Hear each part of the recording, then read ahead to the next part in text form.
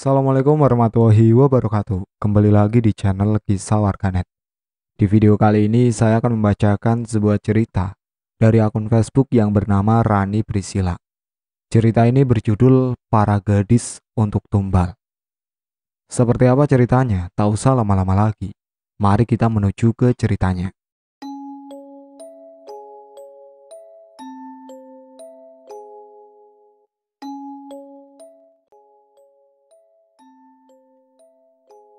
Tolong lepaskan aku. Aku pengen pulang.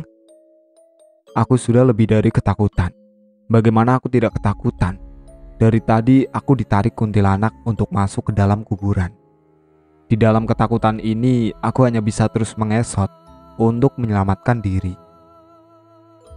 Ayo ikut aku. Suara mengerikan itu adalah suara kuntilanak yang menarikku untuk masuk ke dalam kuburan.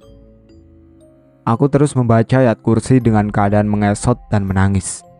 Kuntilanak itu terus mencekal pergelangan kakiku. Ia terlihat kepanasan saat aku membacakan ayat kursi yang diajarkan kakekku dulu. Setelah ia benar-benar tidak kuat lagi, ia terjatuh masuk ke dalam kuburan yang belum terkubur itu dan berteriak-teriak meminta tolong kepanasan. Aku buru-buru lari meskipun aku tak tahu arah pulang, karena tempat ini begitu asing bagiku. Aku tak peduli meskipun gelap dan hanya diterangi oleh cahaya bulan.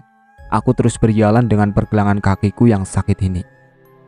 Aku pun tak sengaja menginjak sesuatu dan aku terjatuh, entah itu jurang atau apa. Tapi yang kurasa aku terguling-guling ke bawah sampai akhirnya aku tak sadarkan diri. Ada mayat, ada mayat. Sangat kudengar itu suara warga yang berteriak-teriak. Namun aku tak bisa membuka mata karena sangat berat.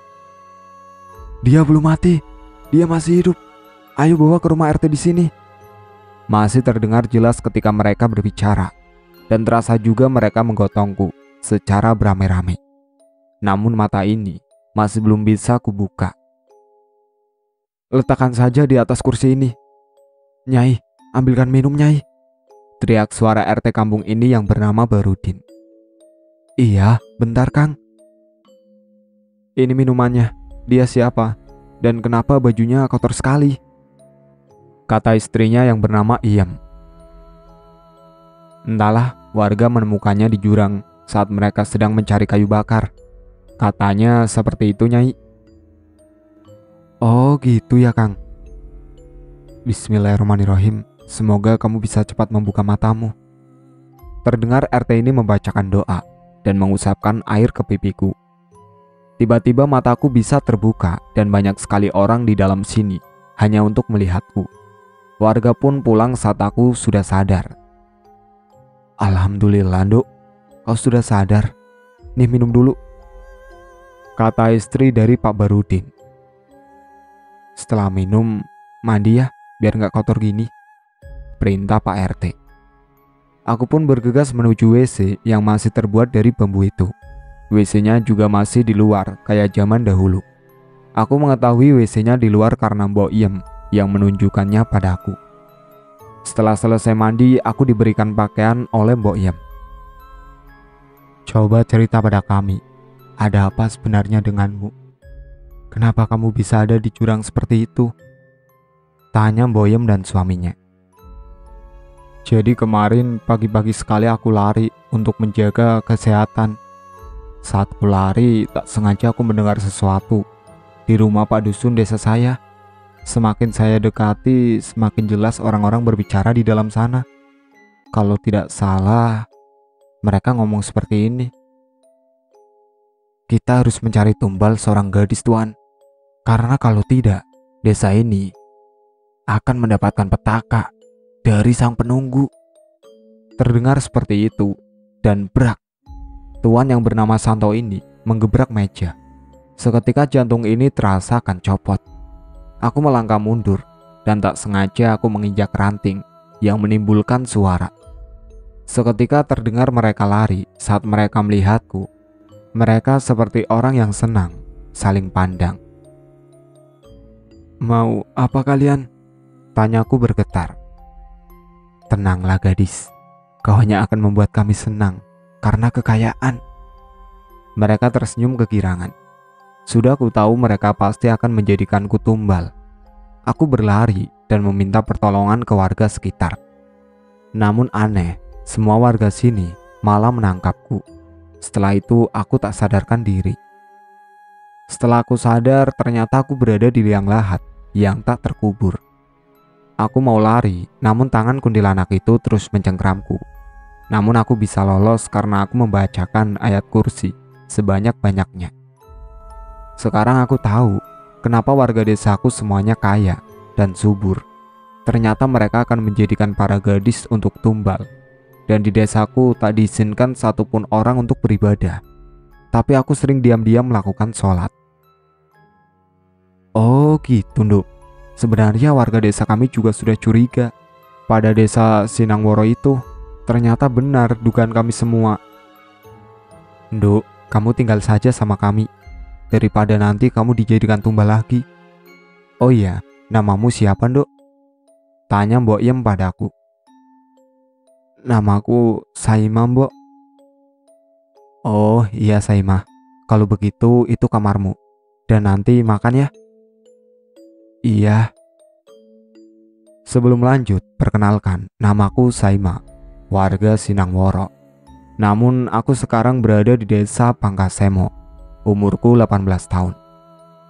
Malam pun tiba. Kami bertiga melaksanakan sholat berjamaah. Tiba-tiba setelah sholat, terdengar suara ketukan pintu. Seketika Pak RT pun langsung berdiri. Jangan dibuka. Aku melarang padanya. Kenapa? Tanya RT. Biar enak didengar, aku ganti saja kata Pak RT ini dengan Bapak Dusun. Di kampungku dilarang, Pak. Jika ada yang bertamu malam-malam berarti itu bukan manusia. Tenang saja, itu pasti anakku, jawabnya. Ternyata benar, setelah pintu dibuka, terlihat ada seorang pemuda yang gagah dan tentunya sangat tampan. Dia sepertinya seumuran denganku. Pak, tadi aku kerja di desa Sinangworo.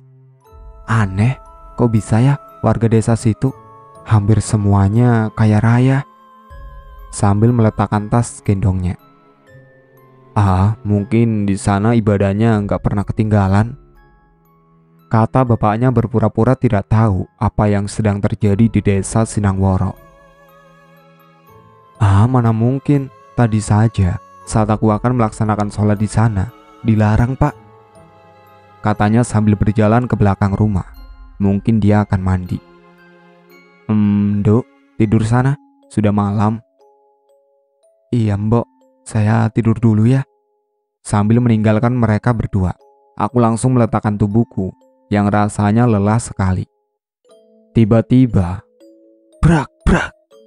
Seperti ada orang yang sedang mematahkan sesuatu di luar sana, dekat jendela kamarku ini.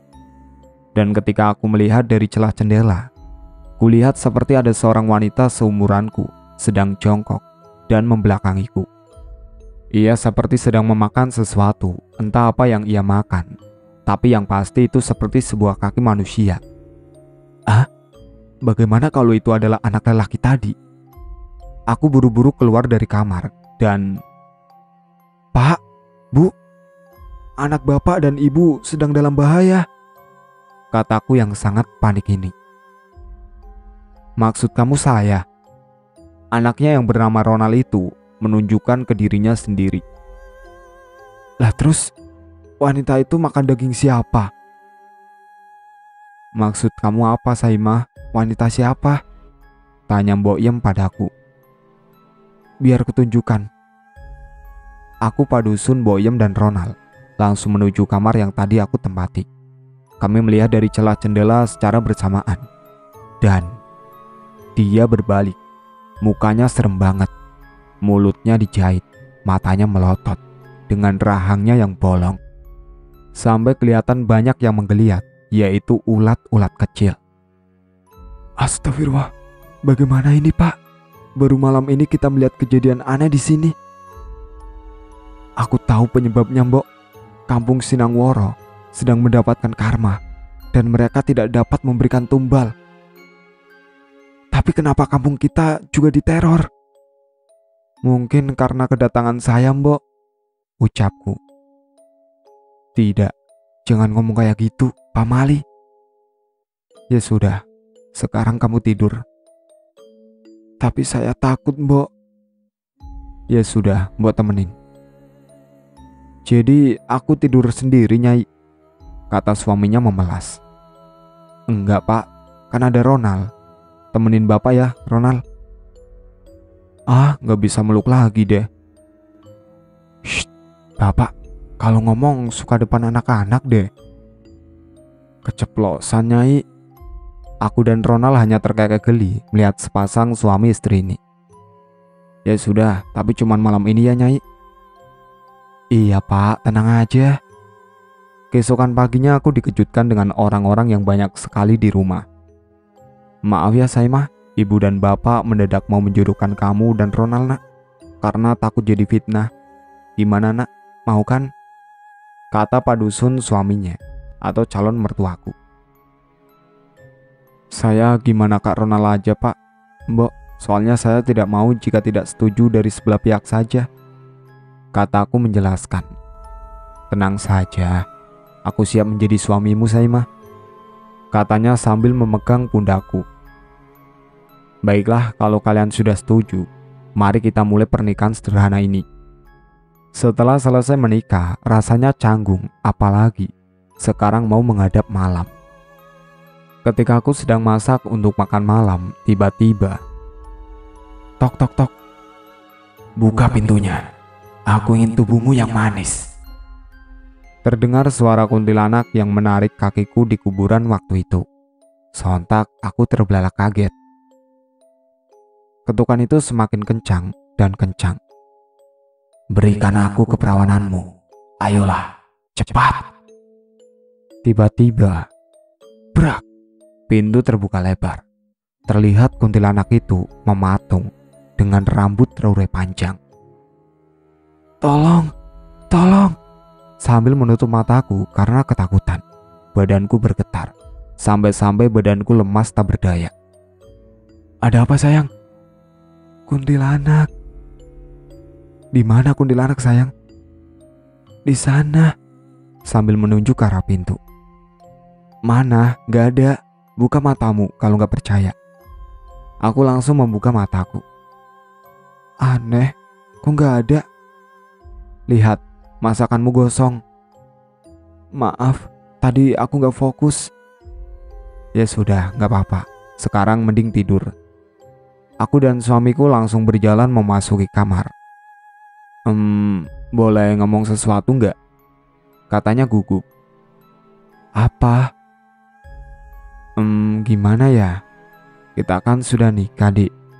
Jadi kakak minta itu.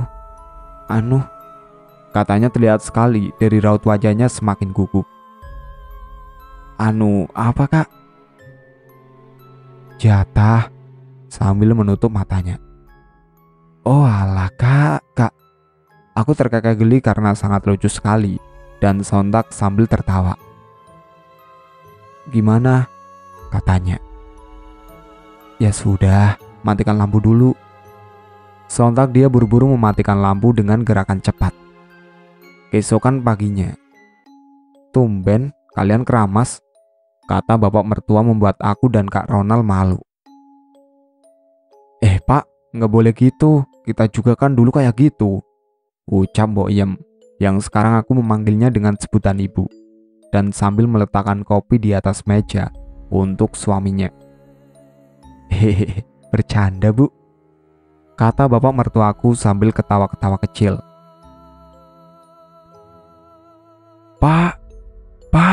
Pak Dusun, suara warga berteriak, yaitu Pak Endin. Aduh, ada apa ini Pak Endin? Pagi-pagi sudah teriak-teriak. Aduh, maaf Pak, aku tadi menemukan mayat Pak Tono di dekat sumur. Wajahnya hancur dan ada bekas potongan tubuhnya. Dan satu lagi Pak, dagingnya amburadul, baunya anjir banget Pak. Sambil ngos-ngosan. Aduh, kalau begitu kita harus cepat-cepat membersihkan mayatnya, kata Pak mertuaku. Ibu, Ronald, saya mah, Ayo, kita ke tempat TKP. Ketika sampai di sana, semua warga bergidik ngeri melihat potongan tubuhnya yang dagingnya sudah banyak mengelupas, seperti telah dimakan oleh seseorang. Semuanya sudah selesai, Pak, kata Pak Maman, kepercayaan bapak mertuaku.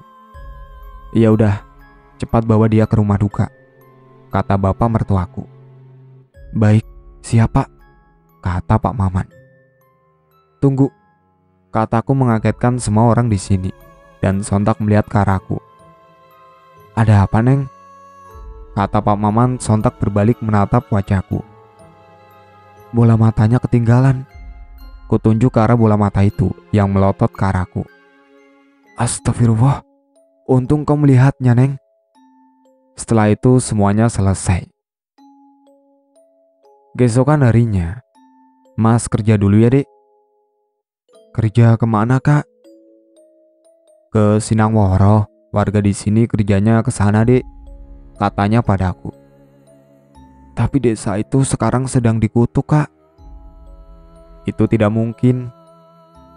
Kalau tidak percaya nggak apa-apa sih, tapi aku ikut. Jangan, nanti kamu dijadikan tumbal lagi. Tenang aja, Kak, sekarang aku sudah tidak perawan.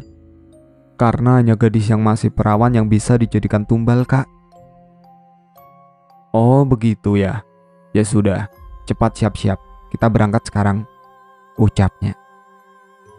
Aku dan Kak Ronald dan banyak lagi warga yang pergi ke sana secara berbarengan.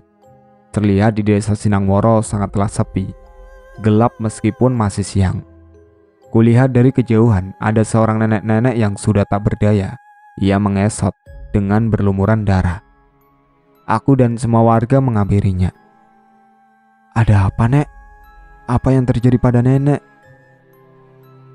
Pergi sana, tinggal di sini mah gak bakalan selamat, kecuali manusia yang takwa. Cepat pergi jika ingin masih hidup. Tapi nenek gimana? Jangan memperdulikanku, aku sudah pasti tidak akan selamat. Aku dan semua warga buru-buru keluar dari kampung Sinangworo karena sangat ketakutan mendengar ucapan sang nenek tadi. Kusempatkan waktu untuk melihat ke belakang. Ternyata si nenek sedang dirobek-robek oleh sang penunggu desa ini. Coba kalian bayangin, melihat secara langsung daging manusia dirobek-robek, seperti baju yang sudah rapuh. Setelah kejadian tadi siang yang membuatku bergidik ngeri, bagaimana dengan kondisi orang tuaku? Apakah mereka baik-baik saja? Tapi kan mereka juga sama ingin menumbalkan para gadis hanya untuk kekayaan. Dek, kamu kenapa? Tanya Kak Ronald mengagetkanku. Aku tak habis pikir, Kak. Kenapa hanya demi harta mereka berani menumbalkan anaknya? Mungkin karena mereka itu capek hidup susah. Konon nih ya, di zaman dulu desa Sinangworo itu adalah desa paling miskin. Jangankan untuk makan sehari-hari, untuk tidur pun mereka satu rumah sampai 28 orang. Karena hanya ada 5 rumah yang begitu juga kalau ada hujan, pasti mereka kedinginan dan juga rumahnya pasti bocor. Karena hanya mengandalkan rumah terbuat dari bambu dan genteng daun aras. Kenapa mereka tidak pindah desa saja? Entahlah, aku tidak tahu cara pola pikir mereka. Saimah, Ronald, ayo makan dulu. Tapi maaf, malam ini kita makan seadanya aja ya. Di pasar tadi hanya ada makanan seperti ini. Katanya sih gagal panen. Gak apa-apa, yang penting selalu bersyukur atas apa yang Allah berikan pada kita. Setelah selesai makan, aku pingin pipis. Ya sudah, aku antar ya. Iya, Kak. Aku dan Kak Ronald keluar rumah hanya untuk ingin membuang air kecil. Kalian kan tahu, di sini WC-nya masih di luar. Kak Ronald tunggu aja di luar. Iya. Setelah selesai buang air kecil, ayo cepat masuk. Kak Ronald menarik tanganku dengan badan yang bergetar. Ada apa sih, Kak? Ayo cepat. Setelah masuk ke rumah, Kak Ronald langsung mengunci pintu. Ayo cerita, ada apa, Kak? Sekarang masuk dulu yuk ke kamar. Ya udah ayo. Setelah di kamar, ayo sekarang cerita ada apa? Tadi waktu kamu lagi pipis, aku ngeliat kayak ada manusia yang separuhnya kayak badan babi. Dan satu lagi aku ngeliat kayak ada cewek nangis. Tapi matanya melotot, bola matanya berputar-putar seperti akan keluar. Kok bisa, Kak? Itu aneh bukan? Tapi ini nyata. Tiba-tiba terdengar suara ketukan pintu. Seketika aku dan Kak Rona langsung terdiam dan kami berdua masuk ke dalam selimut secara bersamaan.